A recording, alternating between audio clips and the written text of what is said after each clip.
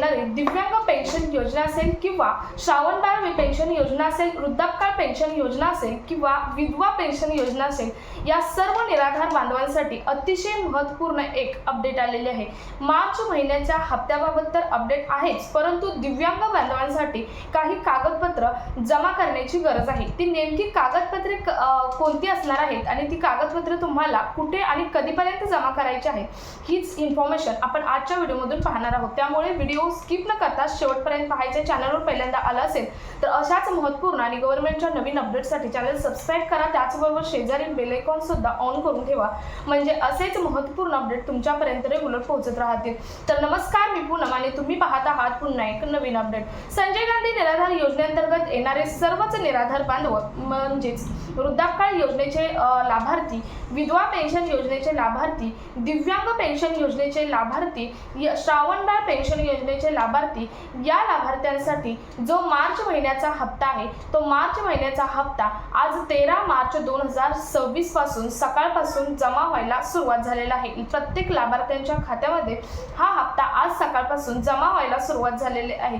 तुम्ही बघितलं तर परवा पोर्टलवरती एक अपडेट आलं होतं की 11 मार्च 2026 संध्याकाळी 6 वाजल्यापासून ते 12 मार्च 2026 संध्याकाळी 11 वाजेपर्यंत पोर्टलवरती लाभार्थ्यांच्या निधी संदर्भात कामकाज चालू असणार आहे, त्यामुळे पोर्टल बंद असणार आहे असं सांगितलं होतं। आणि रात्री 11 नंतर म्हणजेच आज सकाळपासून प्रत्येक लाभार्थ्यांच्या खात्यामध्ये दिव्यांग बांधवांसाठी 2500 आणि बाकीचे जे निराधार बांधव आहेत यांच्यासाठी 1500 रुपये खात्यामध्ये जमा व्हायला सुरुवात झालेली आहे। तर अतिशय ही महत्त्वाची मार्च महिन्याच्या हप्त्याबाबतची अपडेट होती।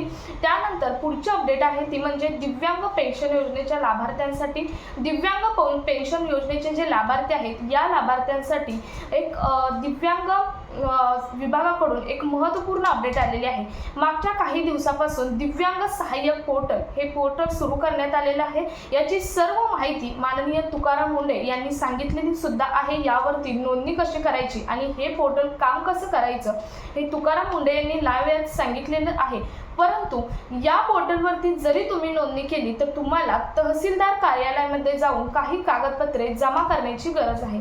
जर तुम्ही ही कागदपत्रे जमा केली नाही तर तुमचा महिन्याला 2500 रुपये मिळण्याचा जो लाभ आहे तो लाभ हा बंद होऊ शकतो, कारण तुम्हाला ही 3 ते 4 कागदपत्र आहेत। ती कागदपत्रे प्रत्येक तालुक्यातील दिव्यांग बांधवांना तहसीलदार कार्यालयामध्ये जमा करण्याची गरज आहे। आता ही प्रोसेस का राबवली आहे, तुम्ही म्हणाल दिव्यांग पोर्टल सहाय्यक पोर्टल हे चालू करून सुद्धा पुन्हा तहसीलदार कार्यालयामध्ये कागदपत्र जमा करण्याची का गरज आहे। याचं महत्त्वाचं कारण असं आहे की सध्या बरेच बोगस दिव्यांग बांधव आहेत, त्यामुळे बोगस प्रमाणपत्र काढलेले दिव्यांग बांधव आहेत, त्यामुळे बरेच फ्रॉड लाभ घेणारे सुद्धा दिव्यांग बांधव आहेत। त्यामुळे जे खरे लाभार्थी आहेत ते लाभार्थी लाभापासून वंचित राहतात। त्यामुळे असे बरेच बांधव आहेत की ते खोटी सुद्धा दिव्यांग सहाय्यक पोर्टलवरती नोंदणी करू शकतात। त्यामुळे ही पहिलीच प्रोसेस आहे, तुम्हाला फक्त एकदाच तहसीलदार कार्यालयामध्ये ही कागदपत्रे जमा करायची आहेत। आता ही कागदपत्रे कोणती असणार आहेत पुढे सांगणारच आहे, परंतु ही कागदपत्रे का जमा करायची आहेत तर ही कागदपत्रे तुम्ही तहसीलदार कार्यालयामध्ये जाऊन जमा करायची आहेत। तिथे तुमची पोर्टलवरती स्वतः तहसीलदार कार्यालयातून नोंदणी केली जाणार आहे आणि मग तुम्हाला जे दिव्यांग पोर्टलवरती 14 योजनांचा लाभ मिळतो तो लाभ हा चालू केला जाणार आहे। जरी तुम्ही स्वतःहून नोंदणी केली असेल तरी सुद्धा तुम्हाला एकदा पहिली बार म्हणजे फक्त एकदाच आता पहिल्या वेळेस दिव्यांग बांधवांना त्या पोर्टलवरती तहसीलदार कार्यालयांमधून नोंदणी करून घ्यायची आहे आणि त्यासाठी कागदपत्र लागणार आहेत ते म्हणजे तुमचं UDID कार्ड आणि तुमचं जे अपंगाचं सर्टिफिकेट आहे म्हणजे दिव्यांग सर्टिफिकेट आहे ती तुमचा UDID नंबर आणि त्यानंतर तुमचं आधार कार्ड आहे, तुमचं पॅन कार्ड आहे आणि तुमचं जे बँक पासबुक ज्या बँक खात्यामध्ये तुमचे दिव्यांग लाभार्थ्यांचे पैसे येतात ते बँक पासबुक हे सर्व डॉक्युमेंट घेऊन तुम्हाला तहसीलदार कार्यालयामध्ये जायचं आहे। प्रत्येक तालुक्यासाठी हे परिपत्रक जाहीर करण्यात आलेले आहे। आता बरेच तालुके जिल्हे आहेत परिपत्रक जाहीर करण्यात आलेले आहे।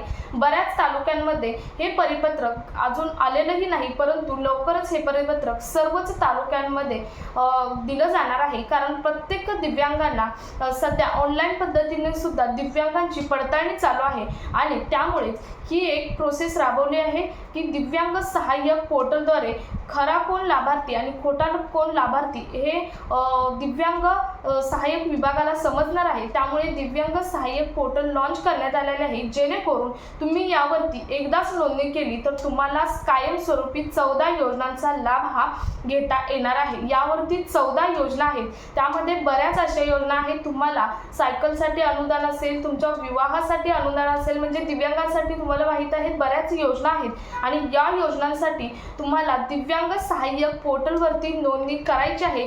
स्वतः जरी केली असेल तर तहसीलदार कार्यालयामध्ये सुद्धा जाऊन करायची आहे। ही अतिशय एक महत्त्वपूर्ण अपडेट आहे। तुम्हाला माहित आहे तुकाराम मुंडे यांनी सुद्धा दिव्यांग सहाय्यक पोर्टल कसं काम करणार आहे हे सांगितलेलंच आहे। तर अतिशय महत्त्वपूर्ण दिव्यांग आणि सर्वच निराधार बांधवांसाठी हा आजचा व्हिडिओ अतिशय महत्त्वपूर्ण आहे। जास्तीत जास्त निराधार बांधवांपर्यंत हा व्हिडिओ शेअर करा। भेटूयात पुढच्या एका नवीन अपडेट सोबत, तोपर्यंत धन्यवाद।